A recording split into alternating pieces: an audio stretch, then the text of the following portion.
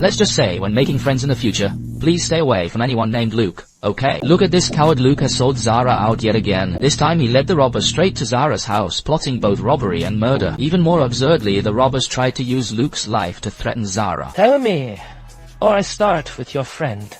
He's not my friend. But Zara knows if Luke dies, she won't survive either. Fortunately, Zara has a life-saving bargaining chip. She knows someone has pocketed £20 sterling million in stolen funds. She successfully uses this leverage to get exactly what she wanted: a chance for revenge on Luke. I get to take the gag off him. Wow. Morgan then takes the two of them to Milo's house just as Milo arrives home from work. He immediately senses something is wrong, but Morgan is already standing behind him with a gun. Morgan retrieves Milo's hardware wallet from the safe. While being forced to enter the password, Milo grabs a spray can from the table and hides it in his hand. When questioned about the password, Milo claims that memorizing such a code is too dangerous. He hid the seed phrase at his office instead.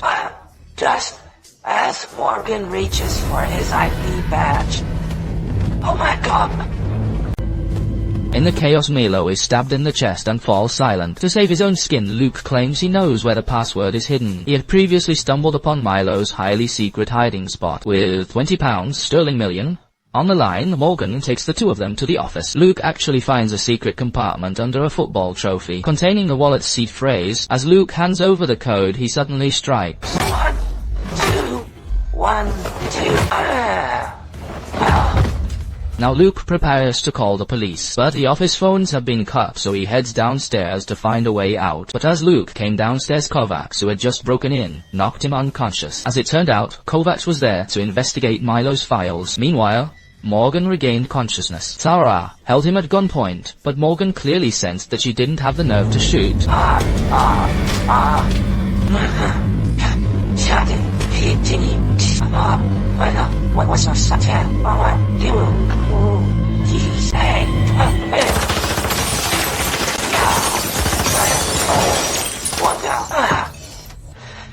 Police are on their way. Morgan, you need to leave now. You can still get away. These words served as a wake-up call for him. Morgan realized this was no time for a standoff. The priority was securing the hardware wallet, but Luke had already made off with the wallet. Unbeknownst to them, the hit squad had already arrived downstairs, accompanied by agents from I-5. What? Now we wait. You pick them up as quickly as possible. Make it look like nothing ever happened.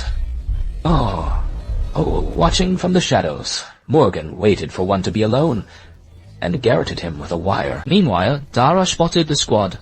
Thinking they were there to silence her, she quickly hatched a plan. She rushed to the computer, found a specific document, and hit print.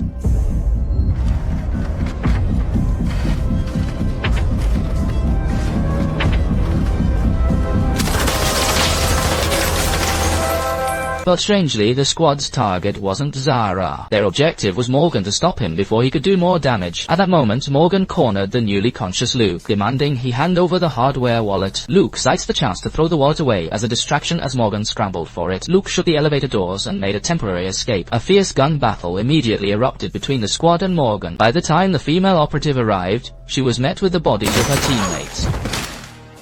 Having escaped, Luke finally found a moment to call the police. By now, Morgan was also critically wounded. He was forced to inject himself with a stimulant to keep going. Meanwhile, Kovacs had been shot and could do nothing but wait for backup. As the gunshot ceased, Zara was unsure of the outcome, but spotting the taser on Kovacs, she ignored his warnings and decided to head up and investigate. Zara felt her ordeal shouldn't be for nothing. If everyone was dead, the money would be lying there, waiting to be claimed. Little did she expect Morgan to be such a formidable fighter. She was spotted by him the moment she arrived.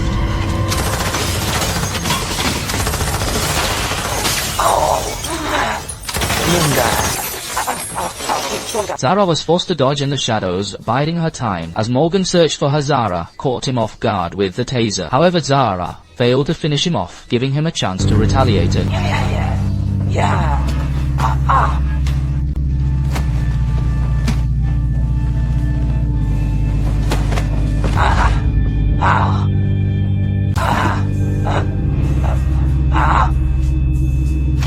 Fortunately, at the critical moment, she grabbed the taser again. This time, she didn't hold back, holding on until the battery was drained. Meanwhile, the sound of sirens echoed from below. Zara glanced at the hardware wallet on the floor as the police quickly took over. After being searched, Zara returned to the ground floor and shared a tight embrace with Luke. Zara and Luke had regained their freedom. Following My5's instructions, they provided their statements to the police, pinning all the blame on the deceased Milo. Over the next 2 weeks, news broke that the stolen £4 billion pension fund was flowing from tax haven accounts into those of 32 public figures. With the pensions of countless ordinary people at stake, public pressure mounted, and the government finally buckled. At a hastily called press conference, the Prime Minister announced a thorough investigation into international tax havens within the UK's overseas territories. Shortly after the announcement, the Chancellor and other high-ranking officials resigned, while the stolen £4 billion pension fund mysteriously returned to the firm. The entire case felt like a meticulously orchestrated large-scale PR stunt, using a pension fund as bait to bind the interest of the common people together. Its aim was to expose the deep-seated corruption within the financial system and tax havens, thereby forcing the government to finally take action. This move was brilliant.